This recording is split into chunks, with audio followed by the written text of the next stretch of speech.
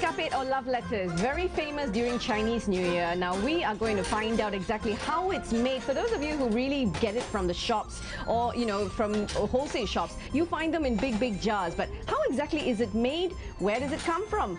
Well, right now I'm next to Alice, who's going to tell us more about her own family business of how Kuih-kapit is made. So join me as I discover the art of Kuih-kapit love letters.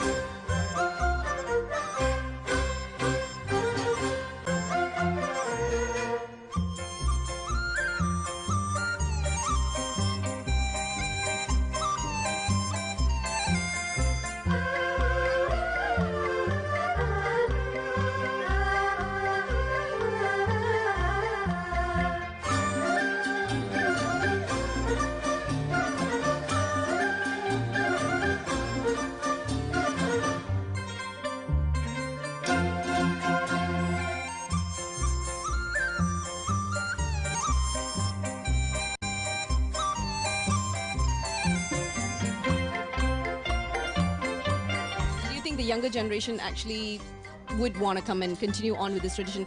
As you mentioned, off camera, you said it was a dying tradition.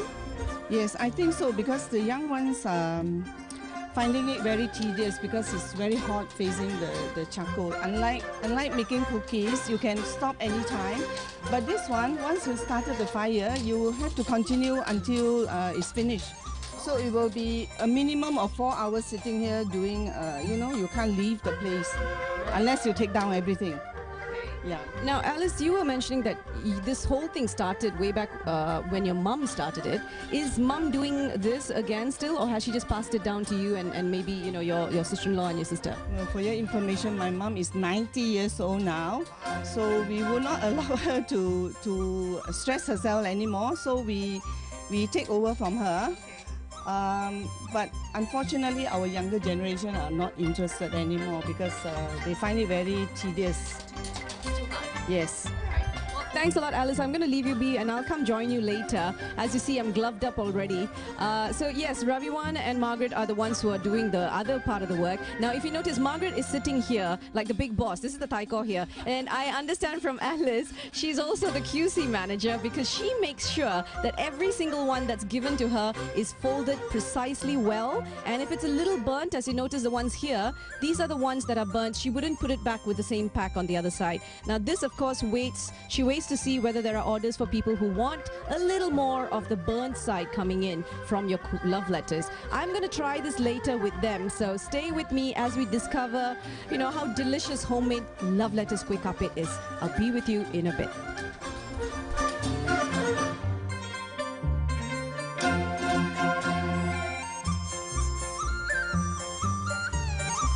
And as you can see, it's a fast movement when you make Kuih-kapit or love letters. They move very fast because of the fact that, as Alice mentioned, it burns up, or you'll get a really deep burn or a thicker one. So there you go. This is Kuih-kapit home-based. If you want to know how to get this, well, we'll tell you later. Meanwhile, love letters Kuih-kapit will be bringing in the festivities. I would like to wish all of you Gong Patoy. I do hope you have a great time. Now, before that, of course, I don't want to forget the charcoal. Why am I holding this charcoal up?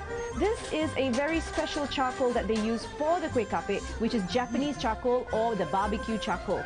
And this is exactly what they use so that it evenly burns out all of it instead of, too big a fire. All right, everyone. So once again, Gong Patoy from me, and of course, Alice is, I hope to taste some of those Kuih-kapit.